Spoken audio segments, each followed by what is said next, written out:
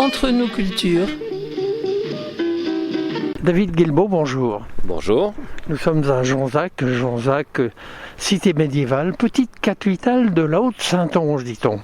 Oui, Jonzac est effectivement la capitale de la Haute-Saintonge. C'est une ville d'environ 3500 habitants et la Haute-Saintonge, quant à elle, est une communauté de communes qui a été créée il y a maintenant quelques décennies et qui regroupe environ 130 communes pour environ 70 000 habitants et ça réparti donc sur l'extrême sud du département de la Charente-Maritime. La Haute-Saintonge, on est presque en montagne. Oui, enfin on n'a pas encore sorti les remontées mécaniques, mais c'est vrai qu'on commence à avoir pas mal de coteaux sur lesquels on va en particulier faire pousser de la vigne qui va donner naturellement de l'eau de vie bien connue sous le nom de cognac et un peu de pinot accessoirement. La Haute-Saintonge comprend également les monts, Montendre, Montguyon. Alors tout à fait, la Haute-Saintonge couvre la zone qu'on appelle des trois monts, autour de Montguyon, Montendre, Montlieu-la-Garde. Elle se compose à l'ouest d'une partie plus tournée vers l'estuaire, avec en particulier Saint-Genis-de-Saintonge et Mirambeau. Et elle a également une partie qu'on peut qualifier peut-être d'un peu plus viticole, qui va tourner autour de Pont et d'Archiac. Et au milieu de cet ensemble, eh bien, on a effectivement Jonzac. Jonzac, petite capitale donc. Jonzac, une grande capitale de la grande Haute-Saintonge, avec tout un tas d'équipements extrêmement étonnants pour une ville de 3500 habitants, puisque on a pêle-mêle un lycée, un collège, un hôpital, et puis ce qui a fait ces dernières années la renommée de Jonzac, évidemment, les thermes de Jonzac et les Antilles de Jonzac, qui attirent chacun plusieurs dizaines de milliers de personnes chaque année. Oui, parce qu'il n'y a pas très très longtemps qu'on a découvert cette source chaude. Alors l'eau chaude, on pouvait se douter depuis un moment qu'elle était là, puisque à peu près n'importe quel géographe ou géologue peut en attester. Les Romains l'exploitaient ? Non, parce que les Romains ne savaient pas creuser aussi profond. L'eau, elle vient d'un forage qui est à environ 1800 mètres et il ne s'agit donc pas de résurgence comme ça peut être le cas par exemple à Dax ou à Ax-les-Thermes. Nous, dans la fin des années 70, se posait la question des énergies déjà à l'époque et en l'occurrence l'idée c'était de voir comment on pouvait se passer de matières fossiles. Et donc la cogitation de l'époque qui a ensuite grandi dans les années 80, ça a été de creuser dans l'espoir de trouver de l'eau, sachant que plus on creuse profond, plus on va trouver de l'eau chaude. Et effectivement, on a fini par arriver à une nappe d'eau à 1800 et quelques mètres de profondeur. Et cette eau, eh bien, elle remonte à la surface par un système de captage à environ 63 degrés. Et dans un premier temps, cette eau chaude, elle a servi à un réseau de chauffage urbain. Donc concrètement, ce réseau, il est utile pour chauffer l'hôpital, le lycée et puis nos maisons de particuliers en ville. Et puis on s'est aperçu que l'eau, elle avait des vertus thérapeutiques après avoir fait quelques analyses. Et donc on s'est aperçu en particulier qu'elle pouvait avoir des vertus intéressantes pour traiter les rhumatismes. Donc dans un premier temps, eh bien, on a fait des expériences et Jonzac a certainement été la première station thermale française à avoir toute une batterie d'analyses pour déterminer que son eau avait effectivement des vertus médicales avérées.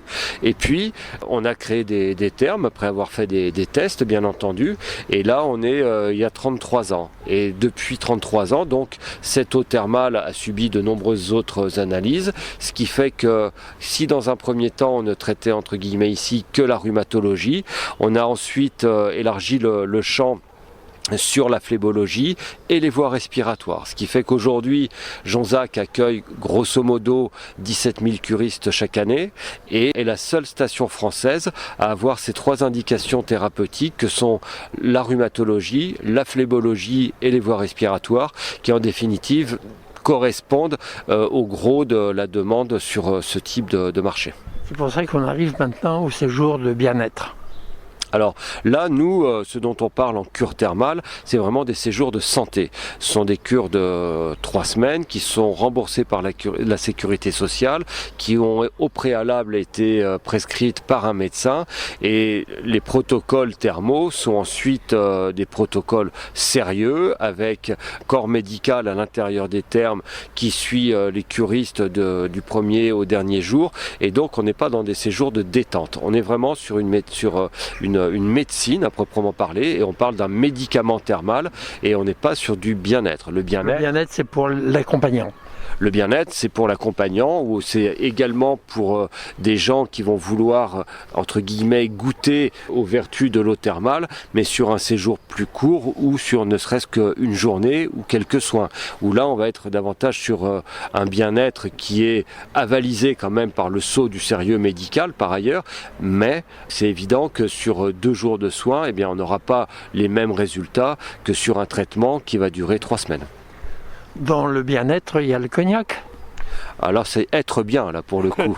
Et donc c'est vrai que ici... Il y a du cognac, c'est une région de cognac ici. On est en plein dans un terroir de production. C'est vrai que la Jonzac et la Haute-Saintonge livrent énormément de grandes maisons bien connues à Cognac. Et donc effectivement ici on a beaucoup de parcelles de vignes. C'est ce qui forge une grande partie du paysage. Et ces vignes, eh bien évidemment, vont donner lieu ensuite à des vendanges. On va faire du vin. Ce vin va être distillé selon la double distillation charentaise, et puis dans beaucoup de cas l'eau de vie elle est livrée en l'état aux grandes maisons, et puis il y a également tout un tas de viticulteurs qui vont bien sûr aller jusqu'au vieillissement de ces eaux de vie et qui vont proposer de la vente à la propriété et du cognac, et également de Pinot des Charentes, et également bien entendu de vin de pays charentais. Alors, quand on pense à Jonzac, on le voit d'ailleurs, il nous apparaît depuis longtemps sur son promontoire, le château. Alors le château, effectivement, ça fait partie des lieux emblématiques de Jonzac. C'est un édifice assez massif, en effet, qui a à peu près 1000 ans, qui a accueilli quelques personnalités, dont en particulier Louis XIV, quand il est parti se marier à Saint-Jean-de-Luz, le bienheureux. Et plus récemment, il a également accueilli le général de Gaulle, qui avait fait en son temps une tournée générale de la Charente-Maritime en train. Et donc il avait fait une escale jonzacaise. Et on trouve une photo de ce passage sous le porche du château, et l'ensemble du château dans les mois qui viennent va subir un certain nombre de travaux très importants, y compris pour en développer la portée muséographique dans les années qui viennent pour le coup. Il y a les Carmes également. Alors on a effectivement le cloître des Carmes. On n'est plus dans le quartier du château, on est dans un autre quartier de Jonzac, et c'est un lieu qui a été totalement réaménagé par la municipalité il y a à peu près une vingtaine d'années. C'est surtout un endroit dans lequel se succèdent tout un tas d'expositions et de manifestations, donc des expositions qui vont être aussi bien des livres anciens, des tableaux, de la sculpture, etc. Donc là on a tout un programme d'artistes qui se répartissent les lieux, on va dire grosso modo du mois de mars jusqu'au mois de novembre. Et puis ensuite c'est également un lieu où s'organise un certain nombre de manifestations, et en particulier une qui s'appelle la Bourse aux plantes, qui a lieu traditionnellement le 1er mai de chaque année, et où là toute cette cour du cloître des Carmes est investie par des gens qui viennent échanger des plantes pour évidemment les planter au printemps. On ne peut pas quitter Jonzac sans avoir parlé quand même des moulins. Alors ce serait criminel de ne pas parler des moulins, puisque Jonzac, on l'a vu avec cette histoire d'eau chaude, a toujours été versé sur l'exploitation des énergies durables, naturelles et locales, et le mot local est très important. Et effectivement on a eu à cœur à Jonzac de rénover des moulins. Donc en l'occurrence 2 moulins ont été rénovés. Dans un premier temps un moulin à vent qui s'appelle le moulin du Cluselet, dans dans lequel on produit de la farine avec des méthodes traditionnelles. Encore aujourd'hui. Encore aujourd'hui, tout à fait, et avec un blé qui vient de chez un agriculteur à quelques kilomètres de Jonzac. Et par ailleurs, il y a 13 ans, on a également ouvert un moulin qui s'appelle le moulin de Chébré, qui lui est un moulin à eau.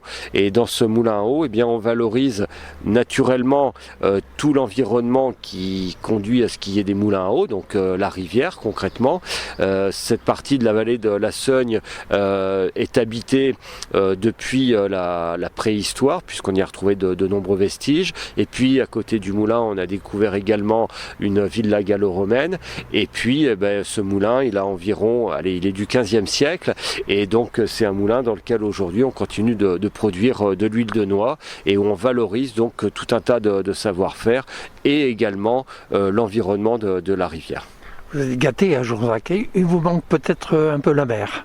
On a mieux que la mer puisqu'on a les Antilles de Jonzac où on n'est jamais à marée basse, donc ça c'est quand même le côté agréable, et en plus il y fait toujours beau, toujours chaud, et il y a même une piscine à vagues dans un des deux bassins, donc non, la mer ne nous manque pas. Par contre c'est vrai que les Antilles de Jonzac c'est un centre qui accueille quelques 400 000 personnes par an, avec un bassin qu'on appelle le lagon qui est un bassin davantage destiné aux familles, où donc on va retrouver piscine à vagues, tout un tas d'installations, y compris avec des bains à bulles et des jets, et un autre bassin à part qui lui est davantage destiné à du bien-être et à de la remise en forme, où là on va trouver également beaucoup de jets, beaucoup de bulles, mais également de la marche à contre-courant. Et puis ce qui est extraordinaire, c'est un bassin extérieur qui est ouvert absolument toute l'année, et le must d'après moi, c'est d'aller se baigner le 1er de l'an au matin dans ce bassin extérieur, où là on a quasiment les Antilles pour soi tout seul, et je vous assure que c'est une expérience vraiment fabuleuse et largement aussi agréable, je pense, qu'un bain au bord de la mer un 1er janvier. Vous allez donner envie à tous les auditeurs de venir s'installer ici à Jonzac. Mais tout le monde est les bienvenus à Jonzac. Ça, c'est sûr que on peut croire parfois que Jonzac est loin quand on est sur la côte ou je ne sais où. Nous, Jonzacais, allons très souvent sur la côte. Les distances sont les mêmes dans les deux sens, donc il n'y a aucun problème, ni de passeport, ni de chaîne à mettre sur les pneus. Il s'agit juste de prendre sa voiture, de brancher son GPS sur Jonzac pour faire une belle découverte pour beaucoup, ou sinon une belle redécouverte pour un certain nombre également, dans la mesure où on a su renouveler beaucoup l'offre de loisirs de cette petite ville, et je pense que les gens repartent en général avec des bons souvenirs en tête. David Guilbault, merci beaucoup, et puis vous êtes très bon pour vendre Jonzac et son image.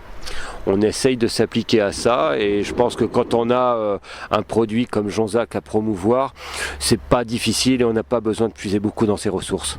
Merci beaucoup. Avec plaisir. Entre nous cultures,